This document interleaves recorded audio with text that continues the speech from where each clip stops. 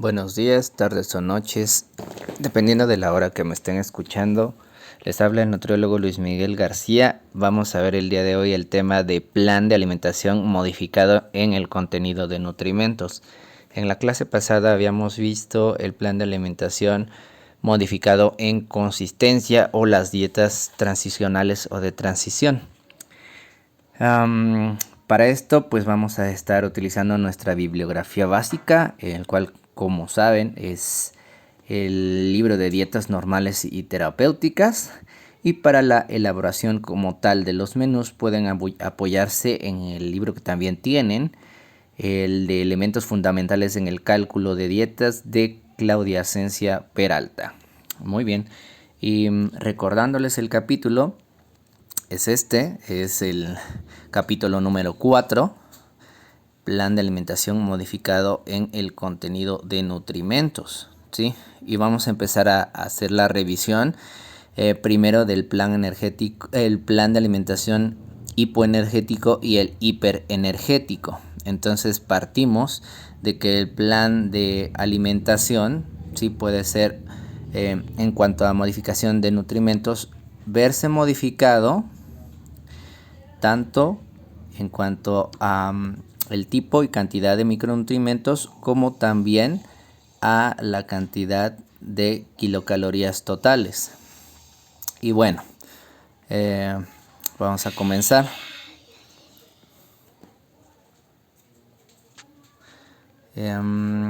Primero, tenemos que recordar que todo parte de acuerdo a nuestra composición corporal, y dependiendo de eso nosotros vamos a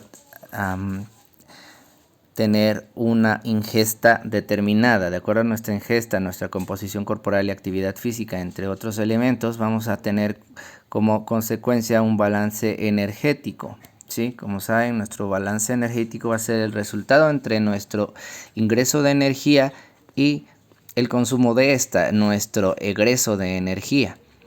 Por tanto, nosotros vamos a tener tres tipos, ¿sí?, de balance energético. El balance energético cero o neutro, que es el deseable, donde hay un equilibrio entre lo que ingresa con lo que se utiliza, y un balance energético positivo, donde el ingreso de energía es mucho mayor que lo que se gasta de esa energía, y por consecuencia tenemos acumulación en cuanto a grasa sobre todo y un exceso total de masa corporal.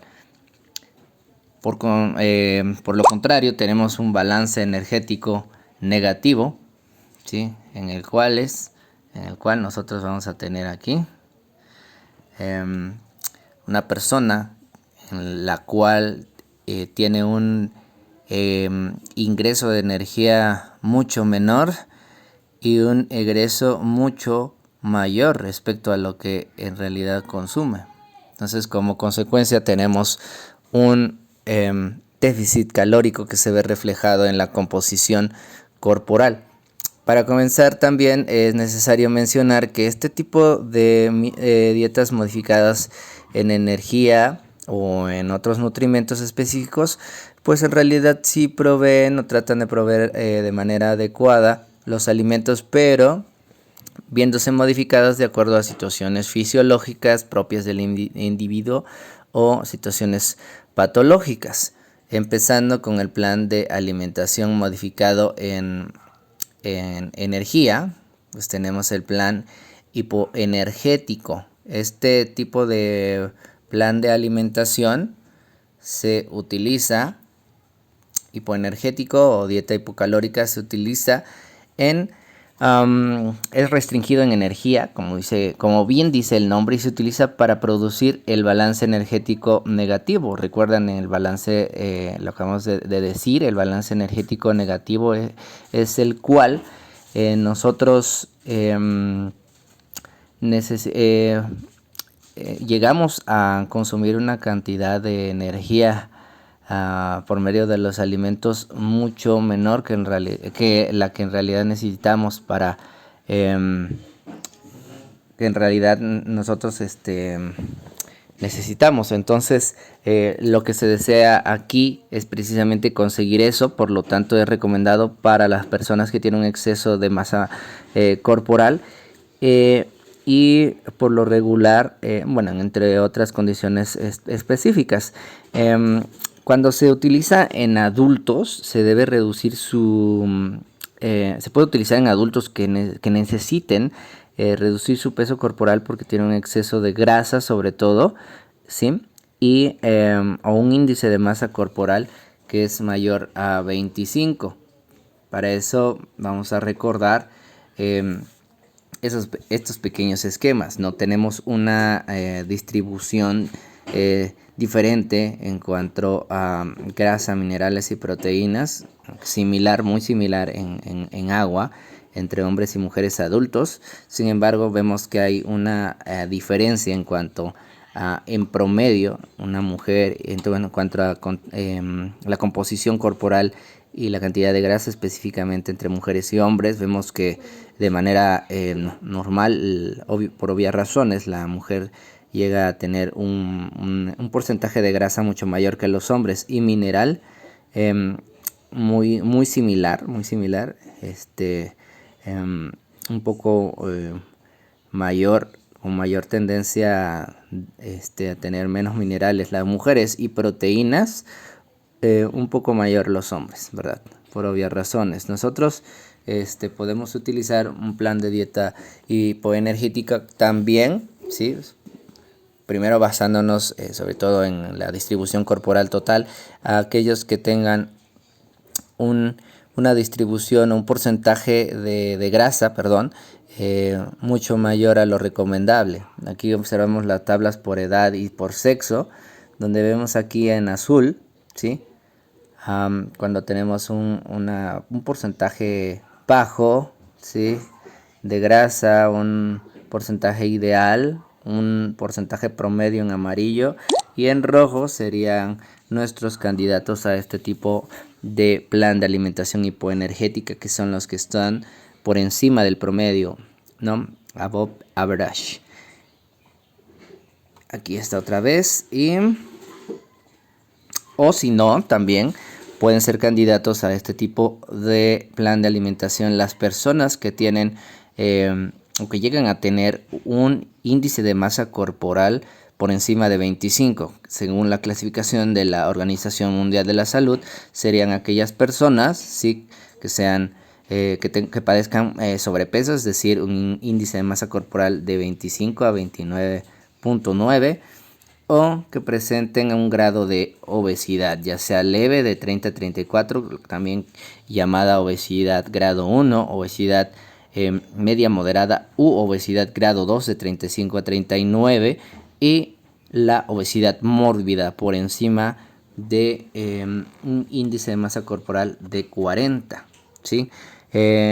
Cuando se habla de niños hay que tener bastante cuidado porque, bueno, en adolescentes y niños sabemos que el crecimiento y desarrollo está de la mano. Por lo tanto, cuando tú tocas básicamente su fuente de alimentos, incides en una y otra característica porque van de la mano, crecimiento y desarrollo. Así que vamos a tener cuidado con eso, y en realidad el plan de alimentación hipoenergético no se maneja bajo la excepción de aquellos, ¿sí?, niños y adolescentes que tengan ya bien problemas metabólicos, o que en cuestión de sus datos antropométricos el percentil del IMC supere precisamente el 95. Entonces es un buen criterio que pueden tener ustedes para poder utilizar un plan de alimentación hipoenergético, que como tal no incluirá básicamente la restricción de todos los alimentos, sino específicamente los que son altos en hidratos de carbono simples, ¿no? Tales como, por ejemplo, los caramelos, o aquellos que puedan llegar a tener carga o densidad energética alta. Tratamiento de este tipo de dietas hipocalóricas. Este tipo de dietas requieren estrictamente un plan de tratamiento integral, es decir, un plan de alimentación hipoenergético, que es lo que vamos a elaborar, una orientación alimentaria adecuada. Es muy importante no solo elaborar el plan y hacer un correcto diagnóstico, sino que también vamos a hacer una adecuada orientación alimentaria en la cuales nosotros vamos a partir de metas que sean accesibles, metas realistas. A corto plazo es ideal pretender la disminución del 10% del peso actual de la persona y a largo plazo obtener o mantener el peso saludable de la persona. Esto partiendo de, pues bueno, esta teoría de que el kilogramo de masa grasa equivale a 7000 kilocalorías y que por tanto un déficit energético de 7000 kilocalorías produce una disminución de 1 kilogramo de grasa corporal. Podemos partir de una reducción de medio kilo por semana, por tanto podemos buscar un déficit energético semanal de 3500 kilocalorías, ¿no? Algo que tenemos que aprender es que todo plan nutricional es individualizado. Y es por eso, ¿no? Como incluso somos víctimas de memes, ¿no? Que nuestra palabra favorita de los nutriólogos es depende, ¿no? Y es que básicamente es así, depende de las necesidades y también del apego del paciente en las necesidades reales que éste tenga. Debe de incluir nuestro plan de alimentación también como parte del tratamiento integral, una prescripción de ejercicio que preferentemente tiene que ser por un profesional, ¿sí? Que sea capaz de prescribir la actividad física porque es necesario. La terapia conductual, sí, es importante también la cuestión de apoyo psicológico, apoyo de los amigos, de la familia, es importante como cualquier situación en la cual necesitamos lograr una modificación de un hábito, que es muy importante. Como saben, hay varios artículos que hablan que para establecer un hábito necesitan pasar 90 días. Otros que te dicen que un hábito se empieza a formar aproximadamente a un mes de hacerlo todos los días sin que haya una excepción. Por lo tanto, sí, es muy importante que tú tengas la cuestión de valoración ABCD dominada al 100% y el cálculo dietético al 100% y puedes hacer el mejor plan nutricional del mundo. Sin embargo, si la persona no pone de su parte y como tal tiene una fuerza de voluntad bastante grande y el apoyo de todos, difícilmente va a poder cumplir con este plan nutricional, ¿verdad? Pues bueno, en cuanto a la distribución energética, se recomienda que la distribución de los sustratos energéticos sea normal y adecuado tanto en vitaminas y nutrimentos inorgánicos. Hay diferentes tipos de dietas para reducción de peso. Sin embargo, de manera general voy a mencionar los criterios de una dieta hipoenergética. No me voy a meter en tipos y demás. Eso es para otro video. Primero, en cuanto a la distribución energética, la alimentación correcta, ¿sí? Controlada primero va a ser en cuanto a la restricción de energía, ¿verdad? Entonces parte de eso, por eso se llama hipocalórica. Y hay diferentes métodos de reducción de kilocalorías. Voy a mencionar 3 rápidamente. Como les digo, es individual y depende sí de nosotros, pero sobre todo de las necesidades que tenga el paciente, ¿no? Lo primero es que tú puedes partir de un cálculo derivado de la ecuación de Mifflin, ¿sí? ¿Se acuerdan? Este tipo de ecuación se utiliza es recomendado para los pacientes, las personas que tienen un exceso de masa corporal, un exceso de grasa específicamente, y nosotros aquí utilizamos el peso actual del paciente y te da el número de kilocalorías que debería consumir. O también podemos utilizar fórmulas como por ejemplo el de FAO-OMS, eso sí, buscando la clasificación adecuada que el paciente tenga de actividad física, ¿verdad? Eso es fundamental y ahí podemos utilizar un peso ajustado, ¿verdad? Que va a ser básicamente un peso promedio entre el peso actual del paciente y el peso ideal. Muy bien. A partir de ahí ajustamos nuestro gasto energético total y nos vamos a nuestra distribución, en los cuales nosotros, pues bueno, nos vamos a enfocar en hidratos de carbono sobre todo. Vamos a tratar que la dieta sea fraccionada, ¿sí? Que la dieta incluya una buena cantidad de fibra. Podemos partir de lo normal para el cálculo. Saben que debemos de dar 0.02 gramos por kilocalorías de nuestro gasto energético total. Agua 2 mililitros por kilocaloría. Hidratos de carbono 50 a 55% del GET, de los cuales es recomendado que máximo se dé el 20% de hidratos de carbono simples y el resto 80% de complejos. Si es posible reducir todavía más la ingesta o el porcentaje dado o asignado a los hidratos de carbono simples. De lípidos del 20 a 25% del gasto energético total, proteínas del 10 al 15% del gasto energético total. Es necesario mencionar que de los lípidos, así como se recomienda en los pacientes con manejo de tratamiento cardiovascular, el porcentaje de ácidos grasos saturados sea igual o menor al 7%. El uso de edulcorantes artificiales sí se puede recomendar como apoyo a la persona para reducir, obviamente acalóricos, sin calorías, solamente como apoyo para que la persona deje de consumir tantas kilocalorías, ¿sí? Evite los edulcorantes calóricos, el azúcar como tal.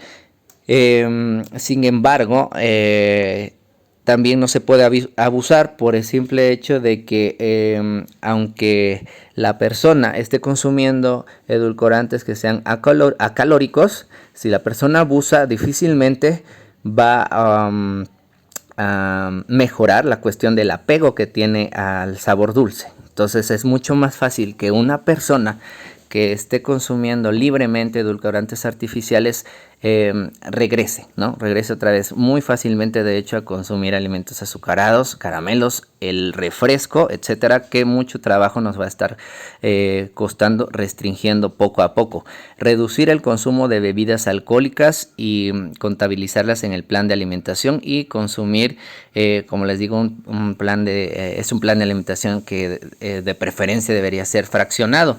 Este tipo de planes de alimentación ya no me di cuenta y estaba aquí poniendo imágenes de dieta hipercalórica, perdón. Sería algo como esto, ¿verdad? Dieta hipocalórica. Los planes de alimentación, algunos podríamos llegar a elaborarlos bastante bajos si es con control médico. Lo podemos hacer. Sin embargo, planes de alimentación bastante restringidos en cuanto a kilocalorías totales, digamos 400, 800 kilocalorías, solamente, como les mencionaba, se debe hacer bajo control médico estricto, ¿sí? Únicamente en los casos que exista un estado patológico agregado a una urgencia médica en la pérdida, que necesite estrictamente la pérdida de peso, ¿verdad? Eso es muy importante mencionarlo. Además de que nosotros, cuando hacemos un plan nutricional en el cual nuestro gasto energético total es de 1200 kilocalorías a menos, siempre se recomienda utilizar un complemento de vitaminas y nutrimentos inorgánicos. Un multivitamínico es importante. En este caso, sí que se llegue a necesitar. La alimentación, como les decía, es importante checar el aporte de fibra. Acuérdense que nosotros podemos llegar a poder estimar la cantidad real que nosotros estamos dando en nuestra distribución de equivalentes, y esto se puede hacer fácilmente basándonos en la premisa de que en el grupo de alimentos de cereales y tubérculos con o sin grasas, de leguminosas, de frutas y de verduras, por cada equivalente o cantidad sugerida hay aproximadamente 2.5 gramos de fibra. Por tanto, si queremos saber rápidamente si dimos la cantidad apropiada de fibra, podemos sumar el número de equivalentes de estos grupos y multiplicarlos por 2.5 2.5 para que nos dé el número aproximado de gramos que en realidad dimos en nuestra distribución. Es importante, como les mencionaba, que se haga la modificación de la conducta alimentaria, trabajar en cuanto a formación del hábito, y muy importante también que el paciente pueda llegar a reconocer las sensaciones de hambre y saciedad, cuando en realidad tengo hambre, cuando tengo saciedad, y ver desde la primera consulta la diferencia que existe entre hambre y el apetito. Es muy diferente. Como saben, el hambre es un mecanismo fisiológico que te recuerda la necesidad de ingerir alimentos, mientras que el apetito es básicamente un gusto, ¿no? Comes por placer. Y bueno, la actividad física era muy importante. Quería enseñarle un material que está por acá en la página de la Organización Mundial de la Salud, que es esta. Ustedes pueden encontrar datos y cifras acerca de la actividad física, lo importante que es. Ahorita por la epidemia de COVID-19 estamos viendo cómo la actividad física y demás tiene implicaciones en cuanto a la actividad inmunológica. Es uno de los principales factores de riesgo de mortalidad. El hecho de que un gran porcentaje de la población mundial no hace actividad física, y precisamente junto con la adecuada alimentación hace que esto nos llegue a estar más cerca de padecer enfermedades no transmisibles, ¿no? Como las principales, que son cardiovasculares, el cáncer, diabetes mellitus, ¿no? Sobre todo hablando de diabetes mellitus tipo 2 y diabetes gestacional. Hay muchos beneficios en cuanto a realizar actividad física. Mejora la sensibilidad a la insulina, se liberan endorfinas, la capacidad linfocitaria también mejora. Básicamente es necesario recordar qué cosa es la actividad física, ¿no? Son cualquier movimiento corporal producido por los músculos esqueléticos con el consiguiente consumo de energía, ¿verdad? Y nosotros, la Organización Mundial de la Salud recomienda cierto grado de actividad física de acuerdo a rangos de edad. Para niños y adolescentes, practicar al menos 60 minutos diarios de actividad física moderada o intensa, duraciones superiores a los 60 minutos. Debe de incluir actividades que fortalezcan los músculos y huesos por lo menos 3 veces a la semana. Para adultos de 18 a 64 años, practicar al menos 150 minutos semanales de actividad física moderada o al menos 75 minutos semanales de actividad física intensa. Muy bien. Para mayores beneficios, los adultos deberían llegar a 300 minutos semanales de actividad física moderada o su equivalente.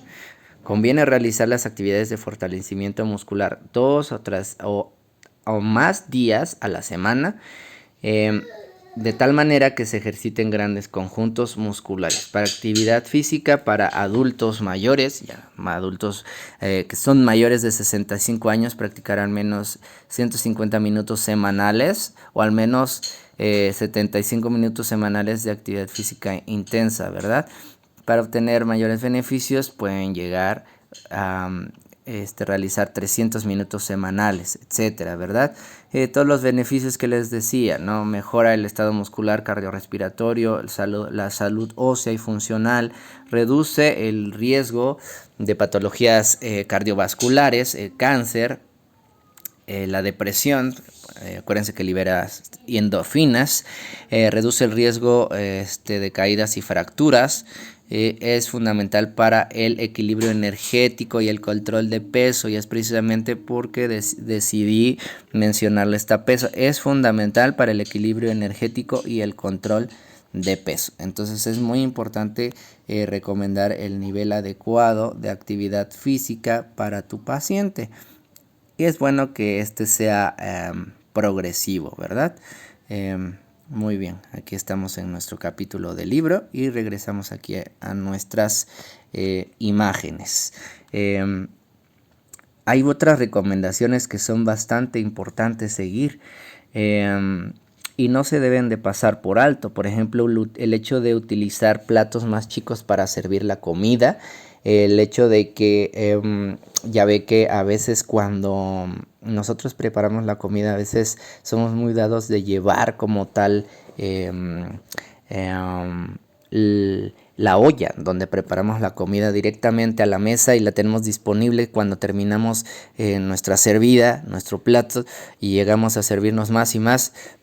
Es mucho más fácil, es mucho mejor que nosotros dejemos la olla ya en la cocina, y eso hace que se reduzca la posibilidad de que nos sirvamos nuevamente. Asimismo, también se deben de servir raciones pequeñas en restaurantes, solicitar el menú de niño, comer despacio, bajar el tenedor o la cuchara después de cada bocado. Algo que no hacemos a veces es comer sentado, a veces no masticamos lo suficiente, debemos masticar adecuadamente cada bocado. Servir la comida en la cocina, lo que les decía, no llevar platones a la mesa para impedir el volverse a servir. Necesitamos aumentar sí o sí el consumo de verduras y frutas. Eso es muy importante, sobre todo a inicio de la comida, porque produce saciedad, ¿sí? Masticar bien los alimentos, lo que les decía, disminuir el consumo de alimentos ricos en hidratos de carbono simples, como harinas refinadas, como las pastas, como los refrescos, como las aguas de sabor, los dulces o chocolates. Es necesario recomendar el beber agua entre comidas, reservar tiempo para poder comer tranquilo. Sé que esto es difícil, sin embargo es muy positivo, se van a ver efectos muy positivos cuando nos damos el tiempo para comer tranquilos, sentarnos, eso sí, comer sentado en un lugar de la casa. Tratar de tener horarios de comida y no evitar en la medida posible brincarse comidas o hacer ayunos, porque usualmente la siguiente comida que realizas puede llegar a tener incluso un atracón, ¿no? Una ingesta exacerbada de alimentos, ¿no? Procurar comer en compañía, eso es bueno para socializar, preferir alimentos ricos en fibra, que les mencionaba, las frutas y las verduras, y buscar nuevas formas de realizar actividad física, nuevos deportes, y buscarse una pareja, y eso es muy bueno para poder realizar actividad física, ¿sí? No estoy hablando de exclusivamente una pareja sentimental y demás, sino que también puede ser un amigo, puede ser tu tía, puede ser cualquier persona, ¿no? Buscarse a alguien es mucho más fácil, que se vea uno apoyado cuando una persona más va a realizar actividad física que uno solo, ¿verdad? Y eso nos hace pasar al plan de alimentación hiperenergético, que eso lo vamos a dejar, yo creo, para el siguiente video. Ya llevamos 28 minutos, sí, casi media hora. Entonces yo creo que esto sería todo por este video.